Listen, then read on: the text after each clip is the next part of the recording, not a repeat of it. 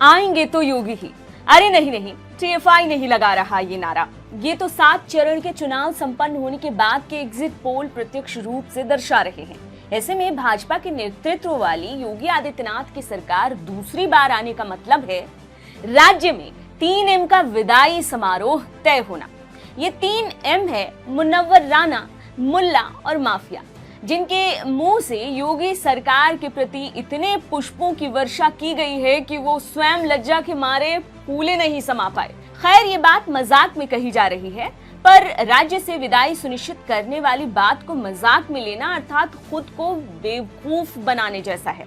नमस्कार, आप देख रहे हैं टीएफआई, जो देश का सबसे बड़ा ऑल्टरनेट न्यूज मीडिया पोर्टल है। मैं पद्माश्री शुभम आपको बताऊंगी योगी सरकार की वापसी के बाद कौन से 3M को बोरिया बिस्तर बांधकर प्रदेश से बाहर जाने की व्यवस्था कर लेनी चाहिए। तो चलिए अविलंब आरंभ करते हैं।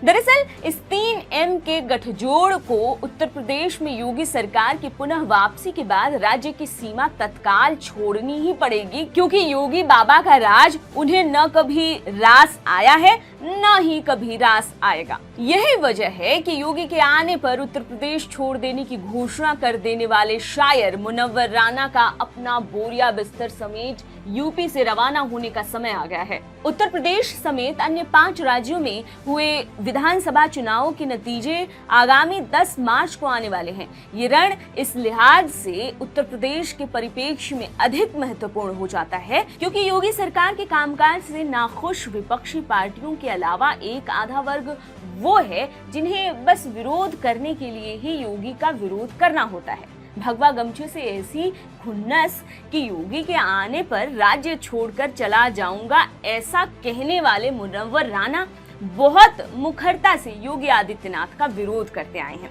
ज्ञात हो कि मुनव्वर राना ने चुनाव पूर्व और चुनाव के दरमियान कहा था कि यदि योगी आदित्यनाथ दोबारा से सीएम बनते हैं तो वो यूपी छोड़ देंगे। भारतीय जनता पार्टी को बोलना चाहते हैं कि हमने तो 2 साल पहले ऐलान कर दिया है कि अगर योगी आ जाएंगे तो हम यहाँ से पलायन कर जाएंगे। इस पलायन को भी तो नोट कीजिए आप। ऐसे खौफ और कैफियत में रहने वाले मुनव्वर राना की हालत ऐसी हो गई है कि आएंगे तो योगी ही सुन सुन कर उनकी मकान दुकान वाली शैली पर ताला तो जड़े ही। योगी के प्रति उनकी कुंठित सोच का भी पर्दा सबके समक्ष उठ गया है।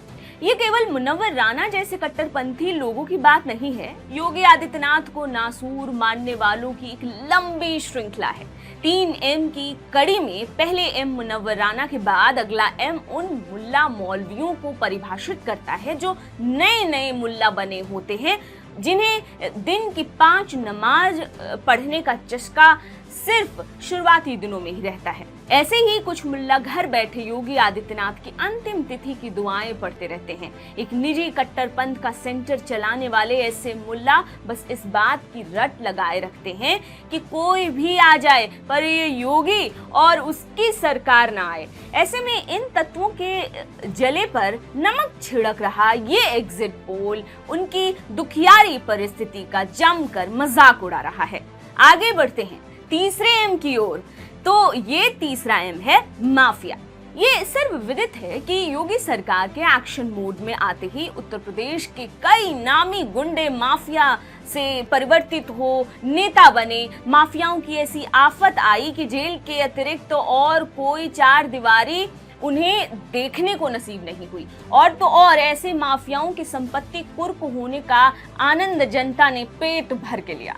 सरकार के बुलडोजर ब्रिगेड और औचक निर्णय वाली इच्छा शक्ति से सभी माफिया गुंडों की रोटियां जला डाली। जले भुने गुंडा कम नेता वर्ग में कुख्यात मुख्तार अंसारी और अतीक अहमद जैसे महातेजस्वी गुंडाराज के परिचायक शामिल हैं, जिनकी हालत योगी सरकार में बद से बदतर हुई है। यही कारण है कि इन सभी के मन में इतनी ही आस थी कि आएंगे तो योगी ही एक नारे तक ही सिमट जाए और बाकी उनकी चांदी हो जाए, जो अब बहुत ही कठिन है और नामुमकिन जान पड़ता है, क्योंकि एग्जिट पोल के अनुसार इन तीनों M श्रेणी वालों की मनोकामना पर पानी फिर गया।